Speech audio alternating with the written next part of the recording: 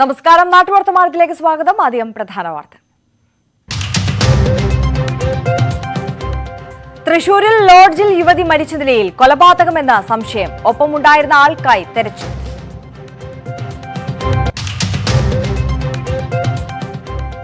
മലപ്പുറം വെള്ളോട്ടുപാറയെ ഭീതിയിലാക്കി കാട്ടാനക്കൂട്ടം. ആനകൾ ജനവാസ മേഖലയിൽ എത്തിയതിൽ ആശങ്ക. മൂന്നാറിലെ മാലിന്യ പ്ലാന്റിന് മുന്നിൽ നിലയുറപ്പിച്ച് പടയപ്പ.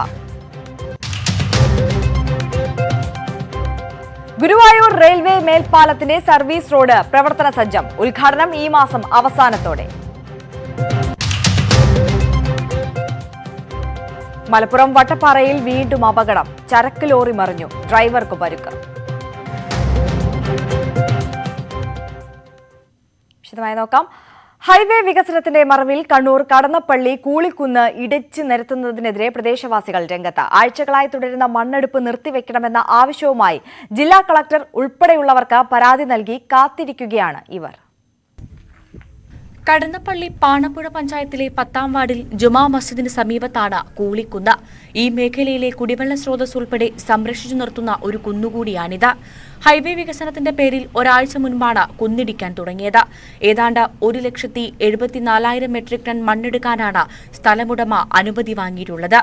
തൊട്ടടുത്ത് ഒട്ടേറെ വീടുകൾ ഉണ്ടെങ്കിലും ഇതൊന്നും ശ്രദ്ധിക്കാതെയാണ് ജിയോളജി വകുപ്പ് അനുമതി നൽകിയതെന്ന് നാട്ടുകാർ പറയുന്നു. ഇത് ഏറ്റവും വലിയൊരു വലിയൊരു ദുരന്തം വരാൻ പോവുകയാണ്. പഞ്ചായത്തിലെ 10, 11, 15 വാർഡുകളെ ബാധിക്കുന്ന ഒരു വലിയ പ്രശ്നം വരുന്നത് കുടിവെള്ള പ്രശ്നം, കുടിവെള്ള സ്രോതസ്, അതുപോലെ തന്നെ ഇവിടെയൊക്കെ വലിയൊരു ആരോഗ്യ പ്രശ്നങ്ങളൊക്കെ ഉണ്ടാകാൻ പോകുന്നുണ്ട്. നാട്ടിലെ ജനങ്ങൾ ഒത്തുചേർന്നുകൊണ്ട് കക്ഷി രാഷ്ട്രീയ ജാതി മതങ്ങൾക്ക് അതീതമായി വലിയൊരു ജനകീയ കൂട്ടായ്മ ഇവിടെ നടന്നു കഴിഞ്ഞു. അതിനൊരു കമ്മിറ്റിയൊക്കെ രൂപീകരിച്ചിട്ടുണ്ട്. വികസനത്തിന് തങ്ങളെതിരല്ലെന്നും ജനങ്ങളുടെ സുരക്ഷിതത്വത്തിന് വില കൽപ്പിക്കാതെ നടത്തുന്ന ഇത്തരം പ്രവർത്തനങ്ങൾക്കെതിരെയാണ് തങ്ങളുടെ പ്രതിഷേധമെന്നും ഇവർ വാദിക്കുന്നു. വികസനം നടക്കുന്നതോടൊപ്പം നമ്മുടെ നാടിന്റെ പാരിസ്ഥിതിക പ്രശ്നം നമ്മൾ കാണാതിരിക്കാൻ വേണ്ടി കഴിയില്ല. ഈ ജനങ്ങൾ ഒട്ടേറെ ആളുകൾ തിങ്ങിപ്പാർക്കുന്ന ഈ സ്ഥലത്തിനകത്ത് ഈ പറഞ്ഞ 3.5 ഏക്കറോളം കുന്ന്, 1,74,500 മെട്രിക് ടൺ മണ്ണാണ് ഇവിടെ എടുത്തു പോകുന്നത്. അങ്ങനെ എടുത്തു പോയാൽ ഭാവിയിൽ നമ്മുടെ വരുന്ന തലമുറ വലിയൊരു ദുരന്തത്തിന്റെ പാത്രമാകുമെന്നുകൊണ്ടാണ് ഇത്തരത്തിലൊരു കമ്മിറ്റി ഉണ്ടാക്കിക്കൊണ്ട് ഇതിനെ ചെറുക്കാൻ വേണ്ടി നമ്മൾ തീരുമാനിച്ചിട്ടുള്ളത്. 3 ഏക്കറോളം വരുന്ന കുന്ന് ഇല്ലാതാകുന്നതോടെ രൂക്ഷമായ കുടിവെള്ളക്ഷാമം ഉൾപ്പെടെയുള്ള പ്രശ്നങ്ങൾ ഇവിടത്തുകാർ അഭിമുഖീകരിക്കേണ്ടി വരും. വീടുകൾക്ക് സമീപത്തു നിന്നും മണ്ണ് മാറ്റാൻ തുടങ്ങിയതോടെ ഇവിടെ താമസിക്കുന്നവരും ആശങ്കയിലാണ്. മണ്ണെടുപ്പ് പൂർണ്ണമായും നിർത്തിവെക്കണമെന്നാവശ്യപ്പെട്ട് കക്ഷി രാഷ്ട്രീയ ഭേദമന്യേ നാട്ടുകാർ ജനകീയ കമ്മിറ്റി രൂപീകരിച്ചിരിക്കുകയാണ്. ജൈവ വൈവിധ്യങ്ങളുടെ കലവറ കൂടിയായ കൂളിക്കുന്ന് ഇടിച്ചു നിരത്തുന്നത് അവസാനിപ്പിക്കണമെന്നാവശ്യപ്പെട്ട് ജില്ലാ കളക്ടർക്കും ഇവർ പരാതി നൽകിയിട്ടുണ്ട്. ന്യൂസ് 18 തളിപ്പറമ്പ്.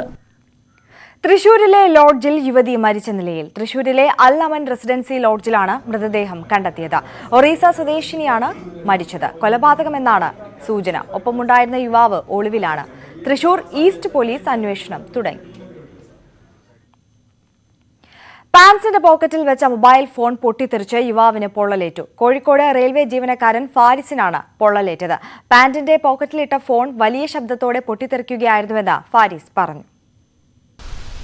പാൻറ്റിൻ്റെ പോക്കറ്റിൽ നിന്ന് മൊബൈൽ പൊട്ടിത്തെറിച്ച് പൊള്ളലേറ്റ കോഴിക്കോട് റെയിൽവേ കോളനിയിലെ ഫാരിസ് ഇപ്പോൾ നമ്മോടൊപ്പം ചേരുന്നു. എന്തായിരുന്നു സംഭവം? കാലത്ത് വന്നതാ. സാധാരണ ഡ്യൂട്ടിക്ക് വന്ന് മാർക്കറ്റിലേക്ക് പോകാൻ നിൽക്കുമ്പോഴാണ് പ്രശ്നം പറ്റുന്നത്. വാഷ്റൂമിൻ്റെ അടുത്ത് നിന്ന് 2 മിനിറ്റ് ആയിട്ടുള്ളൂ. അപ്പം തന്നെ സ്പാർക്ക് വന്നു. തീ ഇങ്ങനെ. മൊബൈൽ ചൂടായിരുന്നു ആ സമയത്ത്? ഇല്ല, ചൂടൊന്നും ആയിട്ടില്ല. നോക്കുമ്പോൾ പെട്ടെന്ന് തീയാ കാണുന്നത്. ഇങ്ങനെ നല്ലോണം ആളി കത്തിക്കണം. പാൻറ് നല്ലോണം കത്തി. ഭാഗ്യത്തിന് തുടക്കൊന്നും ഓവറായിട്ട് പറ്റിയിട്ടില്ല. അങ്ങനെയല്ലേ. കാലിൽ പൊള്ളയിട്ട് എല്ലാവരും കൂടി തീ കണത്തി ഹോസ്പിറ്റലിൽ കൊണ്ടുപോയി. റിയൽമി 8. കുറേയായോ വാങ്ങിച്ചിട്ട്? 2 കൊല്ലമായി. ചൂടാകുന്ന പ്രശ്നം അങ്ങനെ എന്തെങ്കിലും ഉണ്ടായി? ചൂടാവണം, ഹീറ്റിങ്ങിൻ്റെ പ്രശ്നമൊന്നും ഉണ്ടായിട്ടില്ല. നല്ല ഇതിൽ തന്നെ യൂസ് ചെയ്ത് അങ്ങനെയാണ് സംഭവിച്ചത്. ഓവർ ടൈറ്റ് ഒന്നുമല്ല. ഞാൻ റെഗുലറായിട്ട് ഇടുന്ന പാൻറ് തന്നെ. വേറെ ഇന്നവരെ കുഴപ്പമൊന്നും ഉണ്ടായിട്ടില്ലേ. ഡബിൾ സിം ഇട്ട് ഉപയോഗിക്കുന്നതാണോ? അല്ല, സിംഗിൾ സിം തന്നെ. അങ്ങനെ എന്തെങ്കിലും? ഇല്ലില്ല, അങ്ങനത്തെ പ്രശ്നമൊന്നുമില്ല. വേറെ കുഴപ്പങ്ങളൊന്നുമില്ല. ഇത് പെട്ടെന്നുള്ളൊരു ഇതായിപ്പോയി. അങ്ങനൊരു ഇതേനുള്ളൂ. ഹോസ്പിറ്റലിൽ പോയോ? ഹോസ്പിറ്റലിൽ എല്ലാവരും കൂടെ കൊണ്ടുപോയി. ഇപ്പോൾ കുറച്ച് നേരത്താണ് വന്നത്. അപ്പോൾ സ്റ്റേഷനിലൊക്കെ പോയി കംപ്ലൈൻ്റ് ഒക്കെ കൊടുത്ത് ഇനി നോക്കണം. ഏതാ മോഡൽ, ഏതാ ഫോൺ? റിയൽമി 8.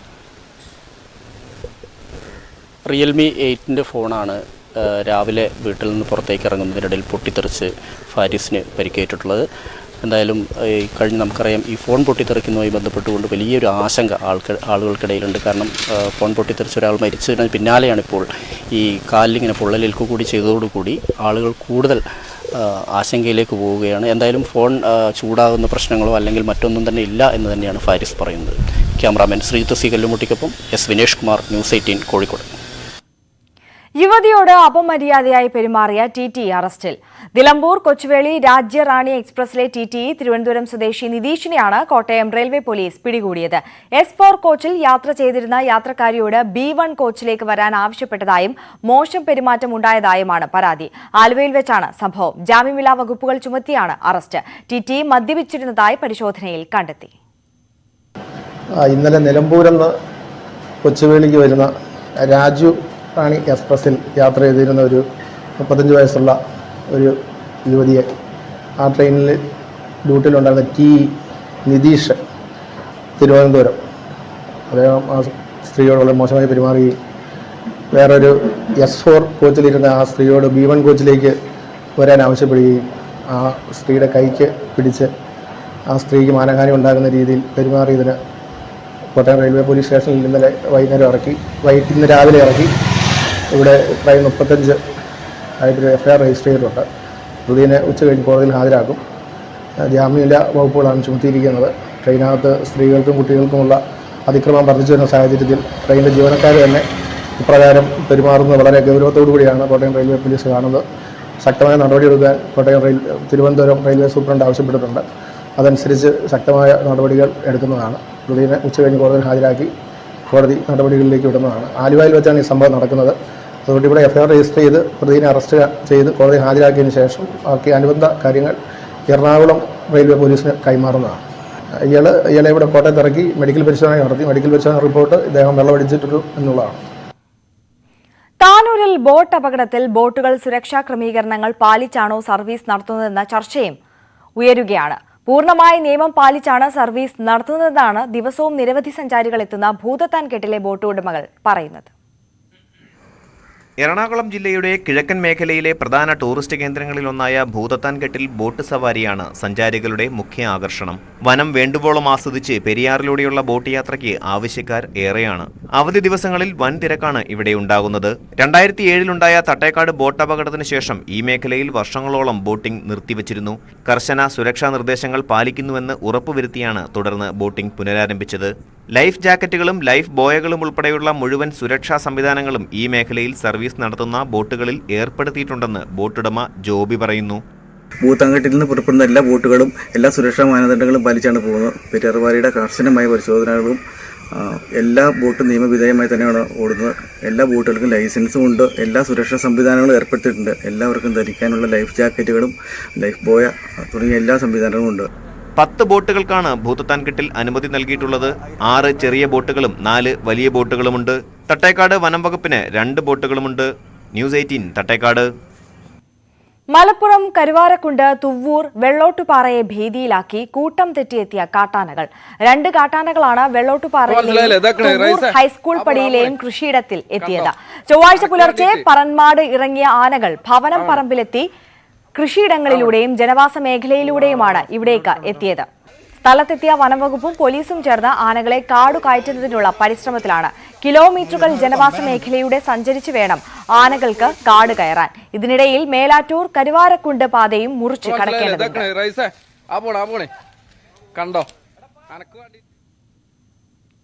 മൂന്നാറിലെ മാലിന്യ പ്ലാന്റിന് മുന്നിൽ നിലയുറപ്പിച്ച് കാട്ടാനയായ പടയപ്പ. ഇന്നലെ വൈകിട്ടാണ് സംഭവം. പ്ലാന്റിനുള്ളിൽ നിന്ന് പുറത്തിറങ്ങാനാകാതെ ശുചീകരണ തൊഴിലാളികൾ 1 മണിക്കൂർ കുടുങ്ങി. പിന്നീട് തൊഴിലാളികൾ മറ്റൊരു വഴിയിലൂടെയാണ് പുറത്തെത്തിയത്. പച്ചക്കറി അവശിഷ്ടങ്ങൾ കഴിക്കാൻ പടയപ്പ വൈകുന്നേരങ്ങളിൽ പ്ലാന്റിലെത്തുന്നത് പതിവാണ്.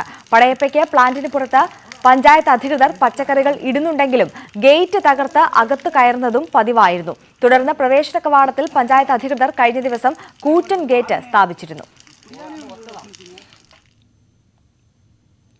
മലപ്പുറം വളാഞ്ചേരി വട്ടപ്പാറയിൽ ചരക്ക് ലോറി നിയന്ത്രണം വിട്ടുമറിഞ്ഞു. വട്ടപ്പാറയിലെ പ്രധാന വളവിലാണ് പുലർച്ചെ അപകടമുണ്ടായത്. മഹാരാഷ്ട്രയിലെ അഹമ്മദ് നഗറിൽ നിന്ന് പട്ടാമ്പി ഭാഗത്തേക്ക് സവാളയുമായി പോവുകയായിരുന്നു ലോറി. ഡ്രൈവറും ക്ലീനറുമാണ് ലോറിയിലുണ്ടായിരുന്നത്. ഡ്രൈവർ രാജുവിന് നിസ്സാര പരിക്കേറ്റു. ഓയിൽ ചോർന്നതിനെ തുടർന്ന് തിരൂരിൽ നിന്ന് ഫയർഫോഴ്സ് എത്തി റോഡ് കഴുകി വൃത്തിയാക്കി. വളാഞ്ചേരി പോലീസും ഹൈവേ പോലീസും സ്ഥലത്തെത്തി മേൽ നടപടികൾ സ്വീകരിച്ചു. തിരുവനന്തപുരം നഗരൂരിൽ മധ്യവയസ്കനെ മർദ്ദിച്ചു കൊലപ്പെടുത്തിയ കേസിൽ 3 പേർ അറസ്റ്റിൽ. നഗരൂർ കുറിയേടത്തുകോണം സ്വദേശി സുജിത്, കിളിമാനൂർ സ്വദേശി അഭിലാഷ്, കണ്ണയംകോട് സ്വദേശി വിഷ്ണു എന്നിവരെയാണ് പോലീസ് അറസ്റ്റ് ചെയ്തത്. നഗരൂർ ചെങ്കിക്കുന്ന് താമസിക്കുന്ന പുഷ്കരനാണ് കൊല്ലപ്പെട്ടത്. പുഷ്കരനും ബന്ധു വേണുവും സംസാരിച്ചു നിൽക്കെ മദ്യപ സംഘം ഗ്ലാസ് എറിയുകയും വാക്കുതർക്കം ഉണ്ടാവുകയുമായിരുന്നു. ഇതിൽ പ്രകോപിതരായ യുവാക്കൾ വേണുവിനെയും പുഷ്കരനെയും മർദ്ദിക്കുകയായിരുന്നു. മർദ്ദനത്തിൽ പുഷ്കരൻ കുഴഞ്ഞു വീണു മരിക്കുകയായിരുന്നു. തിരുവനന്തപുരം നഗരസഭയിലെ മുട്ടട വാർഡ് ഉപതെരഞ്ഞെടുപ്പിനൊരുങ്ങി മുന്നണികൾ. 3 മുന്നണികളും സ്ഥാനാർത്ഥികളെ പ്രഖ്യാപിച്ചതോടെ ശക്തമായ ത്രികോണ മത്സരമാണ് ഇവിടെ നടക്കാൻ പോകുന്നത്.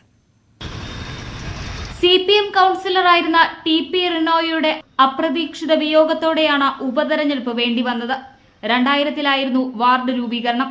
അന്നു മുതൽ ഇടത് കോട്ടയാണ് മുട്ടട. 1275 വോട്ടുകൾക്കാണ് കഴിഞ്ഞ തവണ റിനോയ് ജയിച്ചത്. തെരഞ്ഞെടുപ്പ് പ്രഖ്യാപിച്ചതിന്റെ അടുത്ത ദിവസം ഇടതുമുന്നണി സ്ഥാനാർത്ഥിയെ രംഗത്തിറക്കി.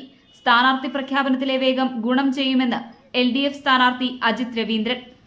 പ്രചരണത്തിലും നമ്മുടെ ഈ പ്രഖ്യാപനത്തിലും അതിനൊരു മുൻതൂക്കമുണ്ട്. നമ്മൾ അതിൻ്റെ സംഘടനാപരമായ വർക്കുകൾ ചടുലമായി തന്നെ തയ്യാറെടുത്തിട്ടുണ്ട്. ഈ അകാലത്തിൽ വേർപിരിഞ്ഞു പോയ സഖാവ് TP റിനോയ് തുടങ്ങി വെച്ച പ്രവർത്തനങ്ങൾ പൂർത്തീകരിക്കുക എന്നുള്ളൊരു ദൗത്യമാണ് പാർട്ടി എന്നെ ഏൽപ്പിച്ചിരിക്കുന്നത്. ഇടതുപക്ഷ ജനാധിപത്യ മുന്നണിക്ക് വേണ്ടി ജനങ്ങളെ സമീപിക്കുമ്പോൾ അവർ നൽകുന്ന പ്രതീക്ഷ നമുക്കെന്നും ശുഭപ്രതീക്ഷയാണ് ഈ കാലയളവ് വരെ. തൊട്ടുപിന്നാലെ UDFും സ്ഥാനാർത്ഥിയെ പ്രഖ്യാപിച്ചു. LDFിന്റെ സിറ്റിംഗ് സീറ്റാണെങ്കിലും വിജയപ്രതീക്ഷയുണ്ടെന്ന് UDF സ്ഥാനാർത്ഥി R Lalan.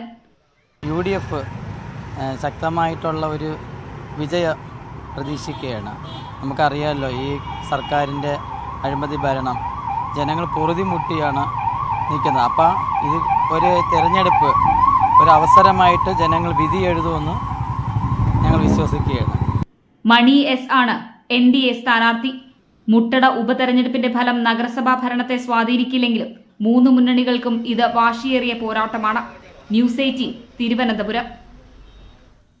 Thiruvananthapuram Kazhakkoottam job fest ഈ മാസം 27-ന് നടക്കും. കഴക്കൂട്ടം അൽ സാജ് കൺവെൻഷൻ സെന്ററിൽ ആണ് ജോബ് ഫെസ്റ്റ് നടക്കുക. സർക്കാരിന്റെ 2ാം വാർഷികാഘോഷത്തോടനുബന്ധിച്ചാണ് മേള. ജോബ് ഫെസ്റ്റിന്റെ ഔദ്യോഗിക വെബ്സൈറ്റ് ഉദ്ഘാടനം കടകംപള്ളി സുരേന്ദ്രൻ MLA നിർവഹിച്ചു. 120ഓളം കമ്പനികളുടെ പങ്കാളിത്തം മേളയിൽ ഉണ്ടാകും. രജിസ്ട്രേഷൻ തുടങ്ങി. ഈ മാസം 25-നാണ് രജിസ്റ്റർ ചെയ്യാനുള്ള അവസാന തീയതി. കായംകുളത്ത് വളർത്തുനായയുടെ കടിയേറ്റ് യുവതിക്ക് ഗുരുതര പരിക്ക്.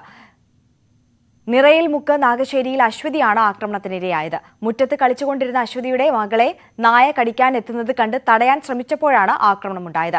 കൈക്ക് സാരമായി പരിക്കേറ്റു. ആലപ്പുഴ മെഡിക്കൽ കോളേജിൽ ചികിത്സയിലാണ്. കൊല്ലം കൊട്ടാരക്കര അണ്ടൂരിൽ പാറക്കുളത്തിൽ വീണ മധ്യവയസ്കൻ മരിച്ചു. അണ്ടൂർ സ്വദേശി സുജികുമാറാണ് മരിച്ചത്.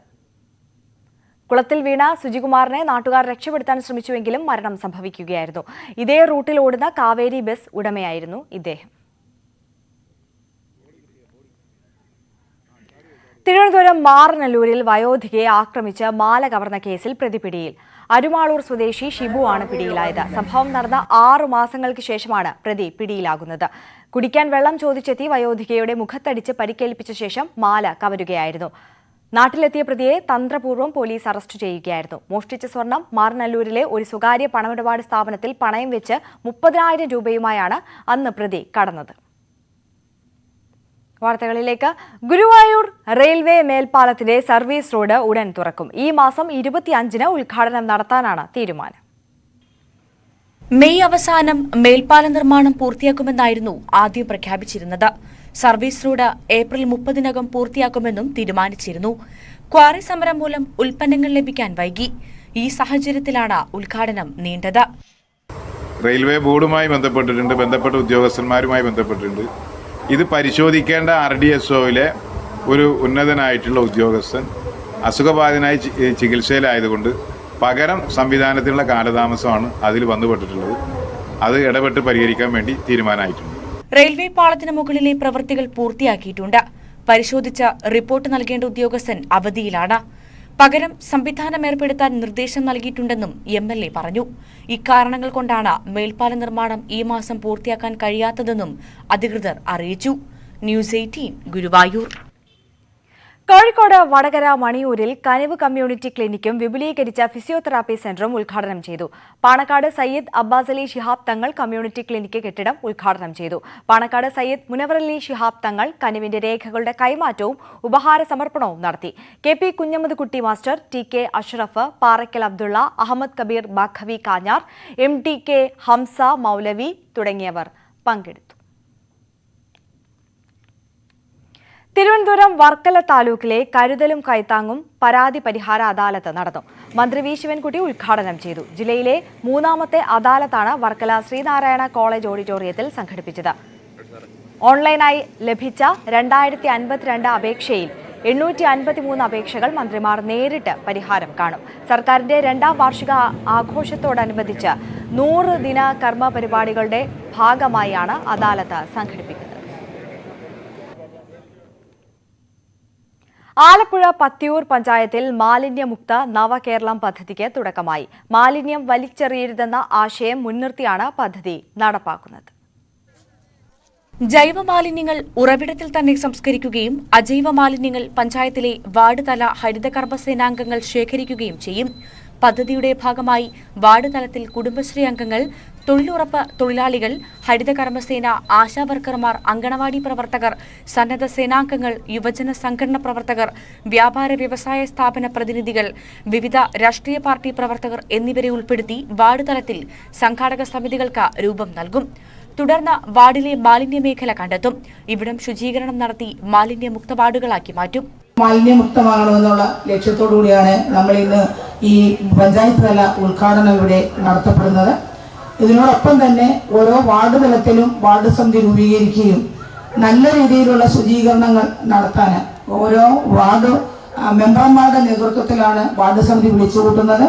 എല്ലാ സന്നദ്ധ പ്രവർത്തകരായാലും വിവിധ രാഷ്ട്രീയ പാർട്ടിയുടെ പ്രതിനിധികൾ എല്ലാവരെയും കൂടെ ഉൾപ്പെടുത്തിക്കൊണ്ട് അങ്ങനെ നല്ല രീതിയിലുള്ള ഒരു ശുചീകരണം നടത്തി. പഞ്ചായത്തിന്റെ ഘടക സ്ഥാപനങ്ങൾ ഉൾപ്പെടെ മുഴുവൻ സർക്കാർ സ്ഥാപനങ്ങളിലും 12ാം തീയതിയും, പഞ്ചായത്തിലെ മുഴുവൻ വാണിജ്യ വ്യവസായ സ്ഥാപനങ്ങളിൽ 13ാം തീയതിയും, പഞ്ചായത്തിലെ മുഴുവൻ വീടുകളിലും 14, 21, 28 തീയതികളിലും ഡ്രൈ ഡേ ആചരിക്കും. ഇത് ഒരു മാസം കൊണ്ടോ ഒരു വർഷം കൊണ്ടോ തീരുന്ന ഒരു പ്രവൃത്തിയല്ല, ഇത് തുറന്നു പോകേണ്ട ഒരു പ്രവൃത്തിയാണ്. കാരണം മാലിന്യം എന്റെ ഉത്തരവാദിത്വം എന്നത് ഓരോ പൗരന്റെയും അവബോധം ഉണ്ടാകുന്നവരെയും ഈ ക്യാമ്പിൽ തുടർന്നുകൊണ്ടേയിരിക്കേണ്ടതാണ്. സ്ഥാപനങ്ങളിൽ ജീവനക്കാരുടെ നേതൃത്വത്തിലും വീടുകളിൽ അംഗങ്ങളുടെ നേതൃത്വത്തിലും ശുചീകരണം നടത്തണം. ശുചീകരണത്തിന് മുൻപും ശേഷവുമുള്ള ചിത്രങ്ങൾ എടുത്ത വാർഡ് സംഘാടക സമിതിയെ ഏൽപ്പിക്കണമെന്നും പഞ്ചായത്ത് ഭരണസമിതി അറിയിച്ചു. പദ്ധതിയുടെ ഉദ്ഘാടനം പഞ്ചായത്ത് പ്രസിഡന്റ് L. ഉഷ നിർവഹിച്ചു. ഗ്രാമപഞ്ചായത്ത് വൈസ് പ്രസിഡന്റ് മനു ചെല്ലപ്പൻ അധ്യക്ഷത വഹിച്ചു. ന്യൂസ് 18 കായംകുളം. എന്റെ കേരളം പ്രദർശന വിപണന മേള മെയ് 12 മുതൽ 18 വരെ പത്തനംതിട്ടയിൽ നടക്കും. പത്തനംതിട്ട ജില്ലാ സ്റ്റേഡിയത്തിൽ നടക്കുന്ന മേളയുടെ ഉദ്ഘാടനം മന്ത്രി വീണ ജോർജ് നിർവഹിക്കും. 70,139 ചതുരശ്ര അടി വിസ്തീർണത്തിൽ ശീതീകരിച്ച പന്തലിലാണ് മേളയുടെ ഭാഗമായുള്ള സ്റ്റാളുകൾ ക്രമീകരിച്ചിട്ടുള്ളത്. സംസ്ഥാന സർക്കാരിന്റെ 2ാം വാർഷികാഘോഷങ്ങളുടെ ഭാഗമായാണ് എന്റെ കേരളം പ്രദർശന വിപണന മേള സംഘടിപ്പിക്കുന്നത്. പത്തനംതിട്ട ജില്ലാ സ്റ്റേഡിയത്തിൽ നടക്കുന്ന മേളയിൽ സർക്കാർ നടപ്പാക്കിയ വിവിധ വികസനക്ഷേമ പ്രവർത്തനങ്ങളെക്കുറിച്ച് അവബോധം നൽകുകയാണ് ലക്ഷ്യം. 12 മുതൽ 18 വരെ നടക്കുന്ന മേളയുടെ ഉദ്ഘാടനം മന്ത്രി വീണ ജോർജ് നിർവഹിക്കും. നാട് കൈവരിച്ചിട്ടുള്ള നേട്ടങ്ങൾ, പ്രത്യേകിച്ച് ഓരോ ജില്ലയെ സംബന്ധിച്ചിടത്തോളം ആ നാട്ടിൽ നടത്തിയിട്ടുള്ള പ്രവർത്തനങ്ങൾ ഉണ്ടാകും. അപ്പോൾ ആ നാട് കൈവരിച്ച നേട്ടങ്ങൾ പ്രദർശിപ്പിക്കുക, കുടുംബശ്രീ പ്രവർത്തകരെയും ചെറുകിട സംരംഭകരെയും പ്രോത്സാഹിപ്പിക്കുന്നതിനും അവരുടെ ഉൽപ്പന്നങ്ങൾ വിപണനം ചെയ്യുന്നതിനും അവസരം ഉണ്ടാവുക, കലാകാരന്മാർ ഉൾപ്പെടെ സമൂഹത്തിന്റെ വിവിധ തുറകളിലുള്ളവർക്ക് കൈത്താങ്ങാകുക, ഇതിനാണ് എന്റെ കേരളം മേള സംഘടിപ്പിക്കുന്നത്.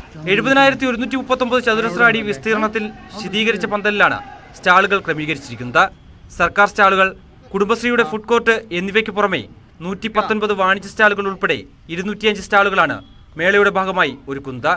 ഓരോ ദിവസവും പ്രശസ്തരായ കലാകാരന്മാർ നയിക്കുന്ന കലാപരിപാടികളും അരങ്ങേറും. ന്യൂസ് 18 പത്തനംതിട്ട.